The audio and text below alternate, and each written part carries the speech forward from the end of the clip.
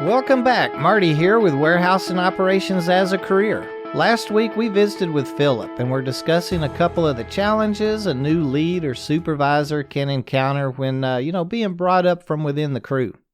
It was really interesting seeing all the feedback and the messages that were sent in to us. I guess we have several listeners that have recently stepped into those roles, or a few that are definitely ready to.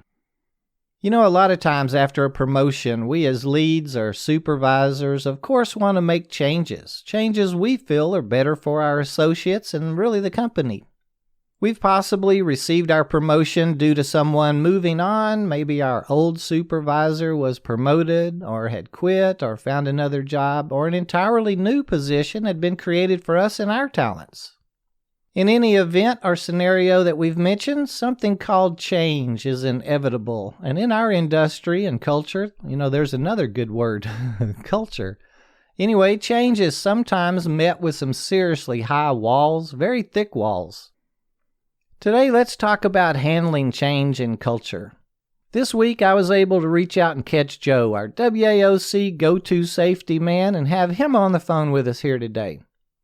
You know, Joe, whether as an associate, a new member of management, or a long-term manager, change is something we'll need to learn to handle. Many times we can maneuver around those walls, drill right through them, or easily hurdle over them. I've been taught and found that it's really all in how you present change and handle change that determines failure or success with the project or situation. What's your thoughts on change, Joe? Would you agree it can present itself as a barrier to us on the floor and as soups? Well, like all new things, change is one of those things we have to develop and get into the habit of doing. A good comparison would be if you looked at, say, the Vietnam era building and manufacturing safety practices compared to today's practices. They're a world apart, but there's a lot of change to get there. You know, that's true. Let's look at the word change. Merriam-Webster says in part, to make different in some particular, to make radically different, to give a different position, course, or direction, to place with another, to make a shift from one to another, to undergo a modification. You know, we're operations people. We come in for our shifts and do our jobs. Things work. We get the job done, so why change anything, right? It all just works. I used to pull orders with a tugger. Some of us used to call them towvares. We connected two heavy industrial flats or buggies to them and pulled through the warehouse placing the product on them. Then we dropped them off at their staging door to be loaded by the loaders.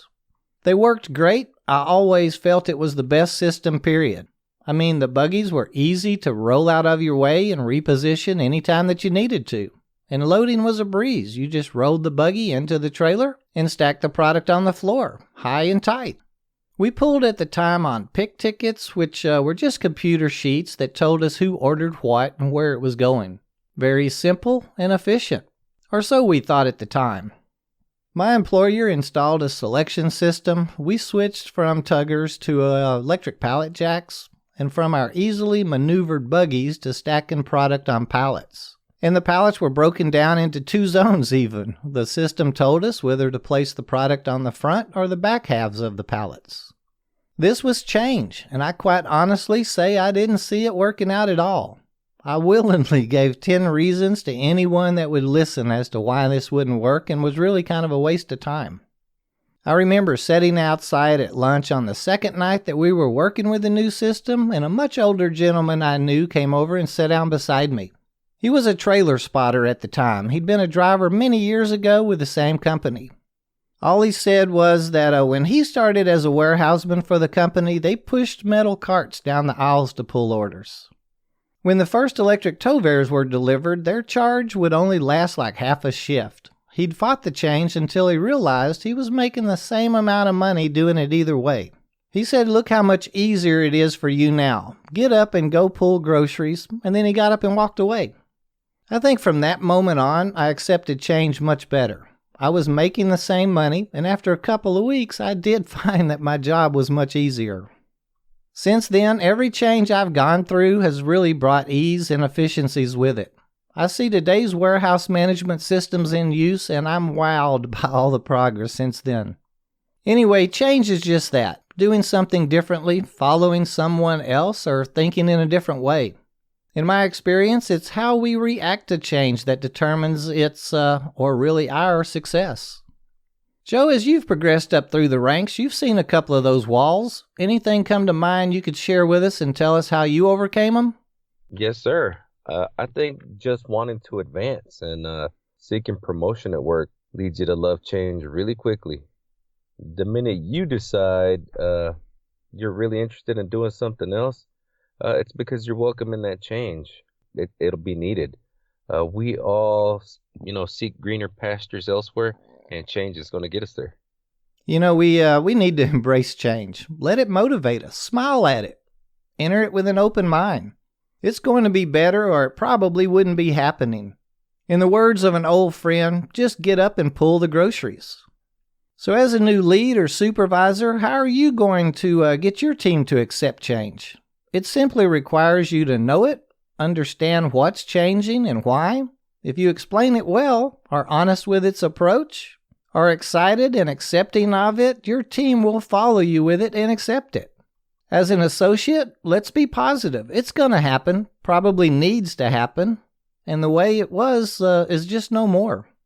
Marty, I think the management and leadership team's buy-in period has a lot to do with it. If you believe in the safety culture, that's working effectively as a team.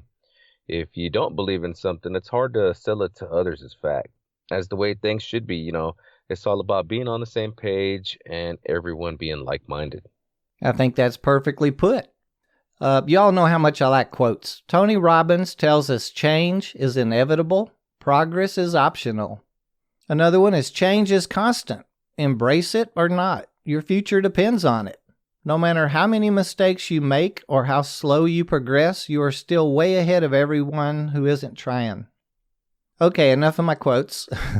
I will include a link for these quotes and several others, though, in today's show notes if you'd like to check them out. So we mentioned culture earlier, too.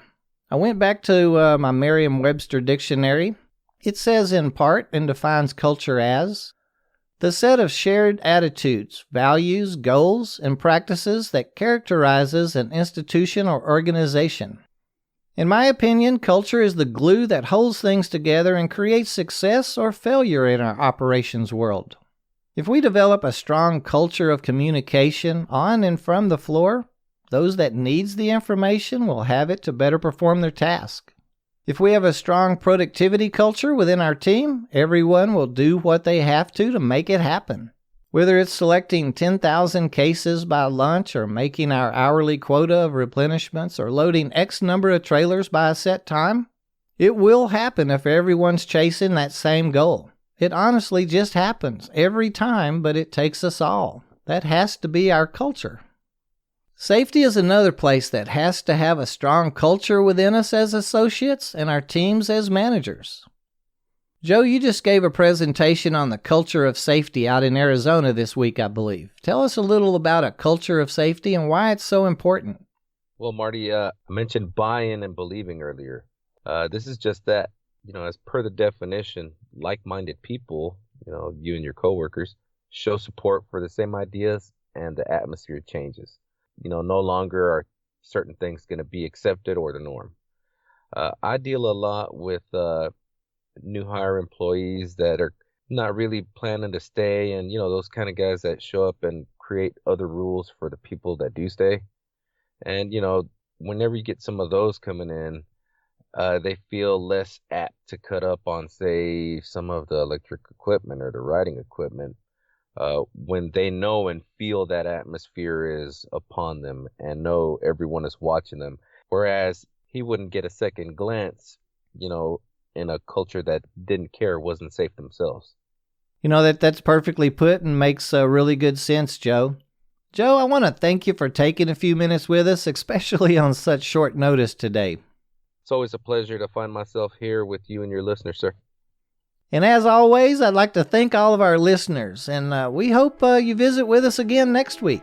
Until then, let's remember our end game is our careers, and as Jim Ron told us, your life does not get better by chance, it gets better by change.